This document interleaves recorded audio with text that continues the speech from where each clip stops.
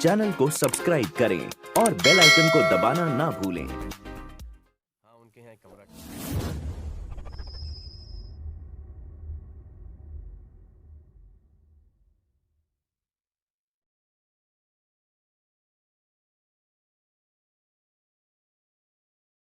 Hello दोस्तों, नमस्कार। आपके अपने YouTube चैनल मनी मस्ती पर आपका स्वागत है। दोस्तों, आज की वीडियो में हम भारती एयरटेल लिमिटेड के बारे में बात करने जा रहे हैं, जहां कंपनी से जुड़ी हुई खबरों की चर्चा करेंगे, साथ में इसके फंडामेंटल और टेक्निकल्स का रिव्यू लेंगे। दोस्तों, अगर आपकी पोजीशन है तो आपको आपके पोजीशंस के लिए शॉर्ट टर्म और लॉन्ग टर्म का टारगेट और स्टॉप लॉस की भी चर्चा करेंगे।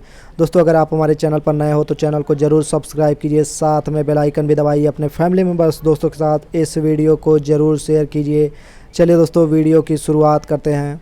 दोस्तों, वीडियो की शुरुआत प्रीवियस के कारोबार से 531 रुपये 90 पैसे की क्लोजिंग प्राइस देख रहे हो। 0.89% की तेज़ी। प्रीवियस क्लोज का आंकड़ा 527.20 का, ओपन 528 का, हाई 534.75 का, लो की बात की जाए तो 525 का। आपको ध्यान देना चाहिए दोस्तों, लो को टच नहीं किया। दोस्तों, अगर हम प्रीवियस क्लोज के आंकड़े को देखें, उससे हाई ओपन किया है, साथ ही साथ हाई के करीब में क्लोजिंग, निश्चित रूप से पॉजिटिव क्लोजिंग। भारती एयरटेल की तरफ से क्वांटिटी ट्रेड का आंकड़ा 48 लाख दिखाई देता है। डिलीवरेबल का आंकड़ा 25-26 लाख के नियर अबाउट दिखाई देता है, जो कि प्रतिशत में 55.06% दिखाई पड़ता है। इसके अलावा दोस्तों, अगर हम डिलीवरी का आंकड़ा देख लें तो आपके सामने नीले कलर की लाइंस है जो NSE प्लस BSE का डिलीवरी वॉल्यूम है, साथ ही गुलाबी कलर की लाइंस जो आप देख रहे हो NSE प्लस BSE का डिलीवरी वॉल्यूम परसेंटेज है। अगर हम आंकड़ा देखें दोस्तों तो 17 फरवरी से 19 मार्च तक का आंकड़ा हम देख रहे हैं। बीते 30 दिनों का आंकड़ा आपके सामने है। खास पैरामीटर्स की अगर हम चर्चा करें, खास वॉल्यूम देखने को मिला है दोस्तों 26 फरवरी के डेट में, साथ ही साथ 1 मार्च को भी काफ़ी शानदार डिलीवरी वॉल्यूम देखने को मिला है। अगर हम बात करें 19 मार्च के दिन भी, तो आपने ऑलरेडी देख लिया है कि डिलीवरी वॉल्यूम में अच्छा खासा इजाफा देखने को मिला है। साथ ही साथ परसेंटेज की हम तो अगर चर्चा करें दोस्तों, परसेंटेज का आंकड़ा काफ़ी शानदार रहा है दोस्तों 17 फरवरी से 25 फरवरी तक। साथ ही साथ 8 मार्च को आंकड़ा काफ़ी शानदार है, साथ ही साथ 16 मार्च, 17 मार्च, इसके अलावा 19 मार्च को भी काफ़ी शानदार इजाफा देखने को मिला है। चलिए दोस्तों, भारती एयरटेल के टेक्निकल्स की शुरुआत करते हैं। रिटर्न प्रोफाइल आपके सामने 1 वीक का रिटर्न 1.10%, 534 का हाई, 515 का लो। 1 महीने का आंकड़ा 8.84% की गिरावट दोस्तों, 514 का लो, 586 का हाई। साथ ही साथ 3 महीने का आंकड़ा 3.78% की तेज़ी, 623 का हाई, 480 का लो। 6 महीने का आंकड़ा आपको ध्यान देना चाहिए दोस्तों, 7.16% की तेज़ी, 623 का हाई, 394 का लो। 1 साल की बात की जाए 19.16% की तेज़ी, 623 का हाई, 394 का लो। 3 साल का आंकड़ा 32.6% का रिटर्न, 276 का लो, 623 का हाई। 5 साल का आंकड़ा 53.9% की तेज़ी, 623 का हाई, 276 का लो। अगर हम 10 साल का आंकड़ा देखें दोस्तों तो रिटर्न प्रोफाइल में 66% की गेन हुई है दोस्तों, 623 का हाई, 215.8 का लो। वहीं दोस्तों, पीवट का आंकड़ा भी देख लें। 3 रेजिस्टेंस के सामने 3 सपोर्ट भी दिखाई देते हैं। पहला रेजिस्टेंस 534.48 का, सपोर्ट 1 की बात की जाए 517.63 का, 541.77 का रेजिस्टेंस दोस्तों, तो 508.07 का सपोर्ट, 551.33 का तीसरा रेजिस्टेंस, साथ में तीसरा सपोर्ट उसके अगेंस्ट 500.78 का दिखाई पड़ता है। चलिए दोस्तों, कंपनी के फंडामेंटल की शुरुआत शेयर होल्डिंग समरी से करते हैं। आपके सामने प्रमोटर्स का हिस्सा है 56.23% का प्रमोटर्स का हिस्सा है दोस्तों। साथ ही साथ अदर्स का आंकड़ा अगर हम चेक करें दोस्तों, आपके सामने अदर्स का आंकड़ा है 7.9% का अदर्स की होल्डिंग है। पब्लिक की हिस्सेदारी भी देख लें दोस्तों, अगर पब्लिक की हिस्सेदारी देखते हैं तो 4.18 का दिखाई पड़ता है। एफआईज़ का आंकड़ा आपके सामने है दोस्तों। एफआईज़ की बात करें 17.75 का आंकड़ा एफआईज़ का है, जबकि म्यूचुअल फंड की हिस्सेदारी इसमें जो दिखाई पड़ती है दोस्तों 13.95 की म्यूचुअल फंड की हिस्सेदारी है। चलिए दोस्तों, अब हम हिस्ट्री वाइज चेक कर लेते हैं। दिसंबर 2018 का आंकड़ा देखेंगे प्रमोटर्स का 67.14 का। दिसंबर 2019 का आंकड़ा दोस्तों 62.7 का, एक साल में डिक्रीजमेंट दोस्तों। इसके अलावा दिसंबर 2020 में 56.23 का। जी हाँ दोस्तों, प्लेज परसेंटेज तो नहीं दिखाई देते हैं, लेकिन इन्होंने अपनी हिस्सेदारी में लगातार घटाया है। वहीं दोस्तों म्यूचुअल फंड का आंकड़ा देखें, दिसंबर 2018 का 8.67 का, दिसंबर 2019 का 9.23 का, दिसंबर 2020 का आंकड़ा 13.95 का। तो म्यूचुअल फंड की तरफ से ख़रीदारी देखने को मिली है। हम बात करेंगे एफआईज़ के आंकड़े की। अब आपके सामने एफआईज़ का आंकड़ा है दोस्तों। दिसंबर 2018 का अगर आंकड़ा देखें 17.15 का, दिसंबर 2019 का आंकड़ा 16.4 का, दिसंबर 2020 का 17.75 का। तो एक साल में घटोतरी देखने को मिली है। साथ ही साथ दिसंबर 2019 से दिसंबर 2020 में इन्होंने अपनी होल्डिंग्स में इंक्रीजमेंट की है। वहीं दोस्तों कंपनी से जुड़ी हुई खबरों की चर्चा करें। आपके सामने हेडलाइन है, Bharti Airtel out runs peers at 5.9 million users in January 2021, जबकि रिलायंस जियो ने 2 मिलियन न्यू सब्सक्राइबर को ऐड किया है। वहीं वोडाफोन आइडिया की बात करें तो निश्चित रूप से वोडाफोन आइडिया के कस्टमर्स में भी गेन देखने को मिली है, 15 मंथ के हाईएस्ट। जी हाँ दोस्तों, इसके अलावा अन्य खबरों की चर्चा करें दोस्तों तो भारतीय एयरटेल एक्वायर करेगी 7.48% हिस्सा इन संध्या हाइड्रो। दोस्तों इस खास खबर की चर्चा करें तो एयरटेल ने 19 मार्च 2021 को संध्या हाइड्रो पावर प्रोजेक्ट बलारघा में 7.4% इक्विटी शेयरों के अधिग्रहण के लिए एक विशेष प्रयोजन वाहन का गठन किया है। हम बताते चले दोस्तों, नियामक आवश्यकता के संदर्भ में कैप्टिव पावर प्लांट के स्वामित्व और संचालन के लिए गठित एक विशेष प्रयोजन वाहन है। बिजली कानूनों के तहत बंदी बिजली की खपत के लिए अधिग्रहण की लागत 1.74 करोड़ रुपए है। संध्या हाइड्रो पावर प्रोजेक्ट बलरघा संध्या हाइड्रो, जो हिमाचल प्रदेश के कुल्लू जिले में 9 मेगावाट प्लस 10% निरंतर अधिभार की एक छोटी सी पन बिजली परियोजना का स्वामित्व और संचालन करता है, जो कॉन्टिनम एनर्जी सिंगापुर की सहायक कंपनी है।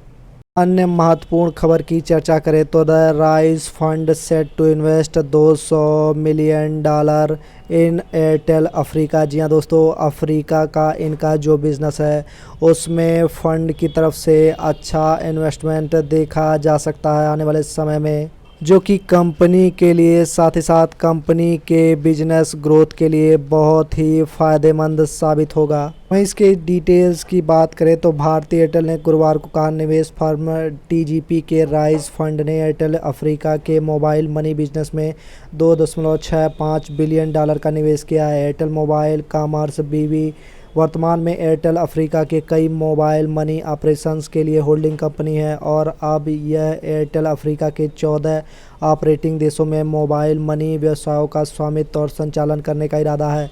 साथ ही साथ राइज फंड एमएमसी बीवी में अल्पांश हिस्सेदारी रखेगा। एयरटेल अफ्रीका के साथ शेष बहुमत हिस्सेदारी को जारी रखेगा। एयरटेल ने कहा, रणनीति पर संपत्ति मुद्रीकरण और निवेश के अवसरों के समूह की खोज में लेन देन नवीनतम कदम है और यह एयरटेल अफ्रीका का लक्ष्य है कि 4 साल के भीतर मोबाइल मनी व्यवसाय संभावित सूची का पता लगाए। एयरटेल अफ्रीका ग्रुप अन्य संभावित निवेशकों के साथ चर्चा कर रहा है, जो एयरटेल मनी में संभवतः अल्पतम निवेश के संबंध में एएमसी बीवी द्वारा जारी शेयर पूंजी का कुल 25% हिस्सा है। दोस्तों बढ़ते हैं कंपनी के कारोबार की तरफ। रेवेन्यू का आंकड़ा आपको ध्यान देना चाहिए दोस्तों। अदर्स का हिस्सा 5%, डिजिटल सर्विसेज का हिस्सा 2%, ऑर्गेनाइज्ड रिटेल का हिस्सा 23%, पेट्रोकेमिकल का हिस्सा 19% पर दिखाई देता है, जहां कंपनी सबसे बड़ा आंकड़ा रेवेन्यू रिफाइनिंग से जनरेट करती है 51%। वहीं कंपनी का कारोबार रेस्ट ऑफ द वर्ल्ड में 45% दिखाई देता है, जबकि इंडिया में 55% का आंकड़ा है दोस्तों। इंटरनेशनल में कारोबार कंपनी 26% का करती है। साथ ही साथ इंडिया में यह कारोबार दोस्तों 74% पर दिखाई पड़ता है। वहीं कंपनी का कारोबार कहां कहां फैला हुआ है दोस्तों, अगर हम इसकी बात करें तो अदर्स का आंकड़ा 3%, इंडिया का आंकड़ा 74%, इसके अलावा अन्य आंकड़ों में अफ्रीका का, जी हाँ दोस्तों, इसी पर न्यूज़ बेस्ड थी, 23% कंपनी का कारोबार है। वहीं बात करें इनके रेवेन्यू के फिगर की दोस्तों, कंपनी का रेवेन्यू टावर बिजनेस से 10%, बिजनेस से 20%, डिजिटल टीवी से 6%, होम से 3%, अदर्स का आंकड़ा 1% दिखाई पड़ता है रेवेन्यू में। अगर हम बात करें अन्य के आंकड़े की, जी हाँ दोस्तों, आपको ध्यान से देखना चाहिए। मोबाइल पर रेवेन्यू इनका 60% बेस है। वहीं मार्केट शेयर की चर्चा करें, 29.4% मोबाइल टेलीकॉम में मार्केट शेयर है भारतीय एयरटेल का। इसके अलावा हम बात करें ब्रॉडबैंड में 24% का मार्केट शेयर कंपनी रखती है। दोस्तों अब हम बढ़ते हैं इनके अन्य आंकड़ों की तरफ। नंबर ऑफ ब्रॉडबैंड सब्सक्राइबर दिसंबर 2020 के आंकड़े के अनुसार 1790 लाख पर दिखाई देते हैं। साथ ही साथ अगर हम चर्चा करें एवरेज रेवेन्यू पर यूजर, जी हाँ दोस्तों, इम्पॉर्टेंट पैरामीटर है ब्रॉडबैंड का, 705 रुपये पर यूजर ARPU दिखाई देता है। बहुत ही शानदार आंकड़ा है भारतीय एयरटेल का। हम बात करेंगे इनके Airtel money monthly transaction value पर सब्सक्राइबर का, तो $208 पर दिसंबर 2020 का आंकड़ा दिखाई पड़ता है। इसके अलावा अन्य आंकड़ों में एयरटेल मनी का $1.80 दिसंबर 2020 का आंकड़ा ARPU दिखाई देता है दोस्तों, काफ़ी शानदार इनका ये भी। जी हाँ दोस्तों, अब हम बात करेंगे इनके महत्वपूर्ण आंकड़े मोबाइल की। जी हाँ, इनका ARPU मोबाइल से 166 रुपये पर दिखाई पड़ता है, जो कि जियो से अधिक है। हम बात करेंगे नंबर ऑफ़ मोबाइल सब्सक्राइबर की संख्या 33.87 का, जियो से कम दिखाई देती है। साथ ही साथ अगर हम मंथली डाटा यूज़र्स की बात करें, 16.37 GB पर यूज़र दिसंबर 2020 के आंकड़े के अनुसार। मंथली वॉइस मिनट्स की अगर हम बात करें, दिसंबर 2020 का आंकड़ा 1027 मिनट पर यूज़र दिखाई पड़ता है। दोस्तों कंपनी को एक नज़र में देख लेते हैं। मार्केट कैप 2,89,117 करोड़ पर दिखाई देता है। हाई की बात करें और लो की बात, 52 वीक के 629 का, 394 का दिखाई देता है। करंट मार्केट प्राइस 530 का, बुक वैल्यू 109 का, डिविडेंड यील्ड 0.38, जी हाँ, रिलायंस इंडस्ट्रीज़ के करीब में ही डिविडेंड यील्ड दिखाई देती है। रिटर्न ऑन कैपिटल एम्प्लॉयड 5.545 का आंकड़ा, रिटर्न ऑन इक्विटी 10.3% का आंकड़ा। या दोस्तों हम बात करेंगे इनके महत्वपूर्ण आंकड़े डेप्ट की, तो 1,59,667 करोड़ पर दिखाई देता है। डेप्ट टू इक्विटी 2.69 का। जी हाँ दोस्तों, आपको ध्यान से देखना चाहिए, ये बहुत ही बेकार संकेत है भारतीय एयरटेल के लिए। इंटरेस्ट कवरेज रेशियो का हिस्सा, इंटरेस्ट कवरेज रेशियो का आंकड़ा 1.72 का, निश्चित रूप से चिंताजनक। सेल्स का पैमाना 99,240 करोड़। हम साथ ही नेट प्रॉफिट का आंकड़ा 21,000 का करोड़ का दिखाई देता है, वो भी घाटे में दोस्तों। फ्री कैश फ्लो भी 2,456 करोड़ का, बहुत ही चिंताजनक है दोस्तों। इनका बैलेंस शीट परफॉर्मेंस बहुत ही बेकार दिखाई देता है। बढ़ते हैं हम इनके बैलेंस शीट के आंकड़े की तरफ। जी हाँ, रिजर्व एंड सरप्लस का आंकड़ा मार्च 2020 का 74,417 करोड़ का दिखाई देता है। करंट लायबिलिटी, जी हाँ दोस्तों, वैसे ही डेप्ट टू इक्विटी का आंकड़ा ख़राब नहीं था। करंट लायबिलिटी 1,31,487 करोड़ का दिखाई देता है। अदर लायबिलिटी का आंकड़ा 1,52,146 करोड़ का। जी हाँ दोस्तों, दोनों लायबिलिटीज़ काफ़ी ज़्यादा दिखाई देती हैं। साथ ही साथ चलिए इनके फ़िक्स एसेट की भी चर्चा कर लेते हैं। आपके सामने फ़िक्स एसेट है दोस्तों। हम बात करेंगे फ़िक्स एसेट की संख्या 1,98,000 करोड़ पर दिखाई देती है दोस्तों, जो कि काफ़ी अच्छा है। और अगर हम पिछले साल की बात करें दोस्तों, 1,77,209 करोड़ का था। करेंट एसेट का अगर हम आंकड़ा देखें, 76,643 करोड़ का आंकड़ा है, जो कि पिछले साल 32,864 करोड़ का था। जी हाँ दोस्तों, यहाँ से कुछ बैलेंस होता हुआ दिखाई दे रहा है आंकड़ा। इसके अलावा एक और महत्वपूर्ण आंकड़ा अब आपके सामने है। ऑपरेटिंग एक्टिविटी से इनका कितना कैश जनरेट होता है दोस्तों, 18,128 करोड़ का आंकड़ा दिखाई देता है, जबकि मार्च 2019 में आंकड़ा शानदार था दोस्तों, 20,070 करोड़ का आंकड़ा था, जबकि मार्च 2020 में इसमें गिरावट देखने को मिली है अच्छा आंकड़ा नहीं माना जाना चाहिए दोस्तों। नेट कैश फ्लो की बात करें 7,674 करोड़ का। जी हाँ दोस्तों, हमेशा मैं आपको देखने को ऑपरेटिंग एक्टिविटी ही कहता हूँ, इन्वेस्टिंग और फाइनेंशियल से निश्चित रूप से कंपनी का अंदाज़ा नहीं लगाना चाहिए। नेट कैश फ्लो की बात करें 7,674 करोड़ का, जबकि पिछले साल 1,248 करोड़ पर था। तो नेट कैश फ्लो इनका पॉजिटिव तो दिखाई दे रहा है दोस्तों, लेकिन ऑपरेटिंग एक्टिविटी को आप ध्यान देंगे तो वहाँ पर आंकड़ा शानदार नहीं है। चलिए दोस्तों, रेशियो की तरफ बढ़ते हैं। जिस चीज़ को मैं इंडिकेट करना चाहूँगा दोस्तों, बेसिक ईपीएस पर आपको ध्यान देना चाहिए। -63 रुपये का दिखाई देता है, जो कि बहुत ही ख़राब संकेत है दोस्तों। मार्च 2019 में ये पॉजिटिव था, इस साल ये नेगेटिव हो चुका है कोरोना के समय में। तो निश्चित रूप से इससे बढ़ोतरी की गुंजाइश नहीं की जानी चाहिए दोस्तों। साथ ही साथ अन्य आंकड़ों की तरफ बढ़ें। हम बात करेंगे इनके ग्रॉस प्रॉफिट मार्जिन का आंकड़ा। मार्च 2020 में 43.88 का दिखाई दे रहा है, मार्च 2019 में 33.36 का। ग्रॉस प्रॉफिट मार्जिन काफ़ी शानदार दिखाई देता है दोस्तों। साथ ही साथ ऑपरेटिंग प्रॉफिट मार्जिन, जी हाँ दोस्तों, इसी को आपको ज़रूर ध्यान से देखना चाहिए। 12.25 का आंकड़ा, 6.93 का शानदार इजाफा। ऑपरेटिंग यहाँ पर बैलेंस होता हुआ दिखाई दे रहा है दोस्तों। नेट प्रॉफिट मार्जिन का आंकड़ा -35.77 का, यहाँ का आंकड़ा काफ़ी ख़राब आंकड़ा है दोस्तों। 1.64 का आंकड़ा पिछले साल था। रिटर्न रेशियो की बात करें तो आरओई का आंकड़ा मार्च 2020 में -41.71 का दिखाई देता है, मार्च 2019 में पॉजिटिव था दोस्तों, 0.57। रिटर्न ऑन कैपिटल एम्प्लॉयड की चर्चा करें 4.67 का दिखाई देता है, जबकि मार्च 2019 में 3.07 का दिखाई देता है। अगर बात करेंगे रिटर्न ऑन एसेट की तो -8.92 का ये आंकड़ा दिखाई देता है, जो कि पिछले साल 0.14 का आंकड़ा था। अब हम बात करेंगे डेब्ट टू इक्विटी के आंकड़े की तो 1.52 का आंकड़ा मार्च 2020 का, मार्च 2019 का 1.69 का। साथ ही साथ इंटरेस्ट कवरेज रेशियो का आंकड़ा 0.77 का, मार्च 2019 में 0.53 का। तो बीते एक साल में इनके सुधार देखने को मिला है दोस्तों इस आंकड़े के अनुसार। वहीं टर्नओवर रेशियो की बात करें दोस्तों, मार्च 2020 में 24.26 का एसेट टर्नओवर था, मार्च 2019 का आंकड़ा 29.35 का। इन्वेंट्री टर्नओवर पर आपको फोकस करना चाहिए दोस्तों, 557.93 का आंकड़ा, जबकि मार्च 2019 में 913.88 का। ये दोस्तों 4 डिजिट से 3 डिजिट हुआ, उसके बाद आधा हो गया है, जो कि एक अच्छा संकेत नहीं है दोस्तों। सबसे महत्वपूर्ण आंकड़े 3 ईयर CAGR सेल परसेंटेज पर हम आ गए हैं। मार्च 2020 का आंकड़ा -4.24 का दिखाई देता है, मार्च 2019 का आंकड़ा -8.52 का। यहाँ से सेल्स में तो बढ़ोतरी दिखाई देती है दोस्तों, लेकिन काफ़ी अच्छी बढ़ोतरी नहीं दिखाई देती है।